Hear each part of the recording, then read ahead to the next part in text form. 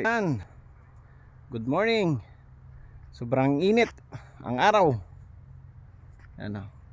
Yan sa likod natin mga kaibigan, yan yung tinatawag na canola. Ito yung ginagawang canola oil. Yan. Farm yan dito sa all. Ang lapad nito mga kaibigan. Hanggang dun sa kabila, mayroon pa yan dun. Yun, canola din yun. Yan. Ito, yan yung service natin ngayon. Yan yung bike natin. Dobre. Yan. Yan, marami may nagbabike kasi malayo yung pupuntahan natin. Pupunta tayong mall. Napadaan tayo dito sa farm ng canola. Yan. Yan yung ginagawang canola oil. Ganda. Ang lapad, sobra. Ang laki nito.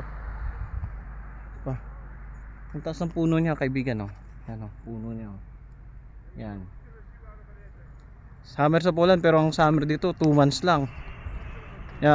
June papasok na naman ng lamig. Pero kahit mainit, yung hangin malamig. Kaya hindi masyado. Yan. Mga nagbabike.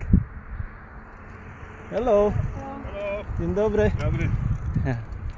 Yung mga bikers yung sa kabila, may mga bikers din, ang dami mga bikers dito. Kabilaan. Kaya bumili tayo nito ng bike para makapunta tayo sa malayo-layo. Kasi yung ating scooter hindi kaya ng ilang kilometers. Hanggang 16 kilometers lang yon. Kung malayo-layo hindi pwede. Hindi na tayo makabalik. Lalakarin na lang natin. Kaya ito, goods. Kahit malayo, ayos. At saka hindi man tayo nagmamadali. Kaya mga kaibigan, mamaya uli. Okay. Mga kaibigan, nagpahinga muna tayo dito sa park. Yan. Ito yung area ng park nila. Lapad kasi ito kaibigan, kaya hindi natin masyado maikot lahat. Hanggang dun sa dulo kasi yan, oh. Oh, layo. Pag inikot natin ito, layo. Hanggang dun. Yan. Yun. Gusto ko lang punta dun pero malayo na. Mamaya lang, laki ng aso doon, ng dalawa. Ang init ah. Walang kaulap-ulap mga kaibigan, no? Yan. Sobrang init. Kung gusto mag-exercise, meron din dito. Oh, okay. Sobra init. Kaibigan, nakarating na rin tayo sa Mall Ochan. Yan. Story outlet.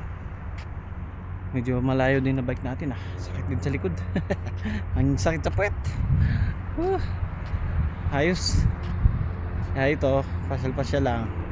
Ang magawa, biking tayo mga kaibigan dahil sobrang init, summer. Sarap mag-bike ngayon.